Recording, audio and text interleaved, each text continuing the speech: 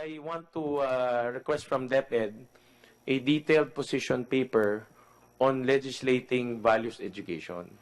And I also want to request from the other stakeholders, especially Philippine normal universities, because you gave us very deep insights regarding how values education is being taught here in our country. In fact, marami ho kayong ginamit na words, no, or terms. For example, deterioration, moral deterioration.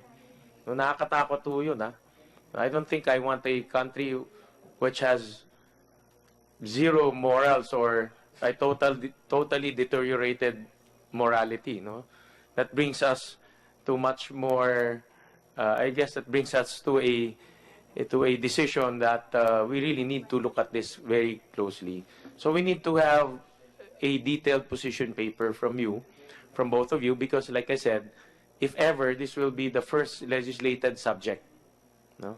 It will be the first but not unusual, because that means that the legislators like us see the need and see the necessity to legislate this para hindi mapalitan-palitan. No? Ibig sabihin, kahit sino man ang umupong education secretary, ganyan pa rin ho siya. No? Meron siya yung basic foundation of values education. So yun ang kailangan ho namin, dahil pag nagkulang ho tayo, nagkamali, wala nang palitan ho to.